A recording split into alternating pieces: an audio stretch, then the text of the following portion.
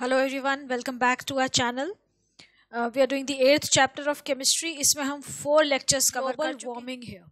Global warming ये term ये आपने बहुत बार सुनी होगी. It is very much in vogue, जैसे हम कहते हैं ना कि very much in fashion. It is fashionable to talk about such issues, but actually what is it and why does it take place? ऐसा क्यों हो रहा है? ग्लोबल वार्मिंग क्यों हो रही है और इसका हमारी लाइफ पे क्या इफेक्ट पड़ रहा है? कितने फार रीचिंग कॉन्सिक्वेंसेज हैं? क्या क्या डैमेजेस हो रहे हैं, हो सकते हैं, हो चुके हैं, and how to prevent it? ये हमारी लाइफ के लिए बहुत इंपॉर्टेंट है. जैसे कि मैंने आपको पहले भी बताया था जब ये चैप्टर स्टार्ट किया था कि ये chapter because of your marks, of course it is important because it is going to fetch you marks मिलने वाले हैं आप जब ये पढ़ेंगे तो, लिखेंगे एग्जाम में तो. Otherwise also it is very useful for your personal life also because it relates to all the practical problems we are facing, what we should do, what we shouldn't do. It is all related to that. Environmental issue is the hottest topic क्योंकि उससे हमारी life directly affect होती है. So what is global warming? Global warming को अगर हम ऐसे define करें नॉर्मल टर्म्स में, तो ग्लोबल वार्मिंग मीन्स कि जो हमारा सराउंडिंग है, जो हमारा अर्थ का एटमॉस्फेयर है, हमारी अर्थ पे जो टेम्परेचर है, सन की वजह से हमारी अर्थ हीट अप होती है और हमारा एटमॉस्फेयर जो है वो उस हीट को ट्रैप करके रखता है. अगर एटमॉस्फेयर नहीं होगा तो हमारी जो अर्थ है वो इतनी ठंडी हो जाएगी कि उस पर लाइफ पॉसिबल नहीं होगी. तो एटमॉस्फेयर जो है वो बड़ा क्रूशियल रोल प्ले कर रहा है लाइफ को मेंटेन करने में, सस्टेन करने में लाइफ को. लेकिन ग्लोबल वार्मिंग क्या है कि हमारी जो नेचुरल एटमॉस्फेयर की लेयर्स हैं उसमें और कुछ ऐसी लेयर्स ऐड ऑन हो जाएं पोल्यूटेंट्स की, पोल्यूशन की वजह से, जो कि एक्सेस हीट को अर्थ में ट्रैप करें. मतलब जितनी हमारी रिक्वायर्ड हीट है उतनी तो हमें ट्रैप करनी है अर्थ में, उतनी हमें चाहिए ताकि हम अपनी लाइफ सस्टेन कर सकें. अर्थ एकदम ठंडी ना हो जाए, फ्रीजिंग तो पॉइंट पे ना चली जाए, माइनस में टेम्परेचर ना चला जाए, तो हमें एक पर्टिकुलर टेम्परेचर चाहिए. लेकिन अब जो हमारा टेम्परेचर नॉर्मल टेम्परेचर है अर्थ का, जिसकी वजह से हम फ्लरिश कर रहे हैं, हमारे पास बहुत सारी क्रॉप्स हैं, फॉरेस्ट हैं, रिजर्व्स हैं, आइस कैप्स हैं, हमारे माउंटेन पीक्स हैं, वो टेम्परेचर अगर हम मेंटेन ना कर पाए, वो टेम्परेचर थोड़ा सा राइज हो रहा है ग्लोबल वार्मिंग की वजह से, तो क्या होगा कि हमें बहुत नुकसान होगा क्योंकि हमारी जो क्रॉप की जोन्स हैं वो अफेक्ट हो जाएंगी, हमारे ग्लेशियर्स मेल्ट हो जाएंगे, हमारे रिवर्स और सीज का जो वाटर लेवल है वो बढ़ जाएगा. थोड़ा सा भी वाटर लेवल अगर इंक्रीज हो जाएगा हमारे ओशंस का, तो जो कोस्टल एरियाज है वहाँ पे फ्लडिंग हो जाएगी. जो पेनिनसुलर कंट्रीज है, जैसे हमारा इंडिया है, इंडिया इज अ पेनिनसुला, तो I hope you know the meaning of peninsula. तो पेनिनसुलर कंट्रीज जो है, पेनिनसुलर एरियाज जो हैं वो सारे उनमें फ्लडिंग हो जाएगी, सबमर्ज हो जाएंगे, तो बहुत प्रॉब्लम हो जाएगी, प्रैक्टिकली लाइफ के लिए बहुत मुश्किल हो जाएगा. So we need to study what is global warming and how to prevent it. So what do they say? That about 3/4 of the sun's energy reaching the earth is absorbed by the earth's surface. जो सन की energy अर्थ पे आ रही है, that about 3/4 of it is absorbed by the earth surface, which causes an increase in the earth's temperature. Earth का temperature उससे increase हो जाता है. अब वो हीट ट्रैप हो गई. अब कुछ हीट जो है it is also trapped by certain green house gases. कुछ गैसेज हैं जिनको हमने नाम दिया है ग्रीन हाउस गैसेज. वो क्यों बोलते हैं ग्रीन हाउस गैसेज, अभी मैं आपको एक्सप्लेन करती हूँ. पहले हम ये देख रहे हैं कि ग्रीन हाउस गैसेज कुछ हीट को ट्रैप करती हैं. वो ग्रीन हाउस गैसेज कौन सी हैं?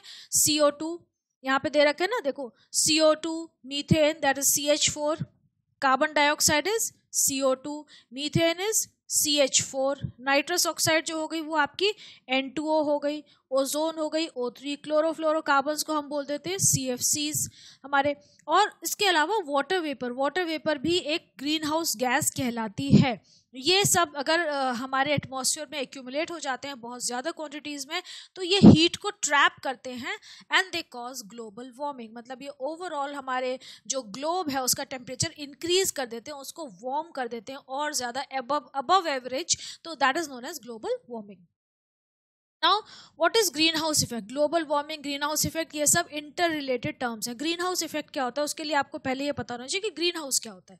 आपने मूवीज़ में देखा होगा या प्रैक्टिकली देखा होगा, जो हिली एरियाज होते हैं, जो कि माउंटेनस रीजन्स होते हैं, जहाँ पे कि टेम्परेचर लो रहता है, इवनिंग्स में या दिन में उनकी जो सनलाइट की ड्यूरेशन होती है वो बहुत कम होती है.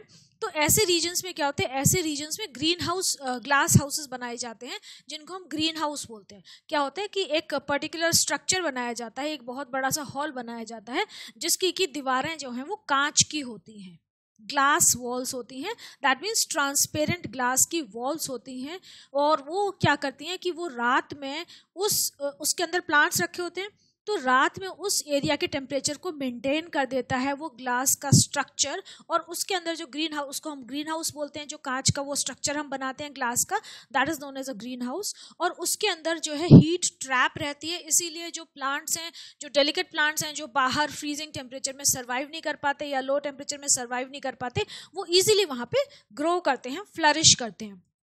तो ऐसा क्यों होता है? ऐसा इसलिए होता है कि जो ग्लास होता है, जो कांच होता है, उसकी एक प्रॉपर्टी होती है that it allows the whole solar radiations to come in. लेकिन उसके अंदर अब आपको सोलर रेडिएशन की ना 3 कंपोनेंट्स हैं जो हम मेन कंपोनेंट्स पढ़ते हैं सोलर रेडिएशन के। तो पहला होता है यूवी रेज, अल्ट्रावायलेट रेज जो हैं वो उसका एक कंपोनेंट है। उसके बाद विजिबल रेडिएशन जो है, जो कि हमें नज़र आती है, जो कि हमारा विबग्योर होता है ना, violet, indigo, blue, green, yellow, orange, red, जो हमें ये नज़र आती हैं ये लाइट, वो विजिबल कंपोनेंट होता है। यूवी रेज नज़र नहीं आती, लो फ्रीक्वेंसी होती हैं। और जो हमारी तीसरी होती हैं वो होती हैं इंफ्रारेड रेज। इंफ्रारेड रेज जो होती हैं ये हमारी हीटिंग इफेक्ट कॉज करती हैं। तो इंफ्रारेड रेज, यूवी रेज और विजिबल रेडिएशन, ये हमारी जो लाइट है उसके 3 कंपोनेंट्स हैं। सनलाइट के 3 कंपोनेंट्स होते हैं, यूवी रेज जो कि इनविजिबल होती हैं, visible spectrum VIBGYOR, and the IR rays, the infrared radiations, they are also invisible. तो इसमें से जो हमारी IR रेज होती हैं, जब सन की लाइट अर्थ के एटमॉस्फेयर में एंटर करती है तो यूवी रेज को तो ओजोन लेयर जो है अब अब्जॉर्ब कर लेती है। Most of the ultraviolet rays are absorb by the ozone layer present in the atmosphere. तो यूवी रेज हमारे लिए हार्मफुल होती हैं, दे कॉज स्किन कैंसर और भी बहुत सारी प्रॉब्लम्स क्रिएट करती हैं, बर्निंग सेंसेशन। तो यूवी रेज को तो ओजोन लेयर अब्जॉर्ब कर लेती है, विजिबल लाइट हमें नज़र आती है, वो हमारे तक पहुंचती है। उसके अलावा इंफ्रारेड रेडिएशन भी हमारी अर्थ तक पहुंचती है। इंफ्रारेड रेडिएशन का काम होता है हीट प्रोड्यूस करना। तो जो सनलाइट के अंदर जो हीट होती है या सनलाइट की वजह से जो हीट प्रोड्यूस होती है, that is because of this infrared radiations. तो अब इंफ्रारेड रेडिएशंस का एक ऐसी इनकी प्रॉपर्टी होती है, या हम आपको इस सिंपल टर्म से समझाओ तो इनकी वेवलेंथ ऐसी होती है कि ये ग्लास के अंदर एंटर तो कर जाते हैं, और ग्लास के अंदर एंटर करते हैं तो वहाँ पे हीटिंग इफेक्ट क्रिएट करते हैं, और वो हीट जो है वो ग्लास के अंदर ट्रैप होके ही रह जाती है। ये इंफ्रारेड रेडिएशंस की प्रॉपर्टी है।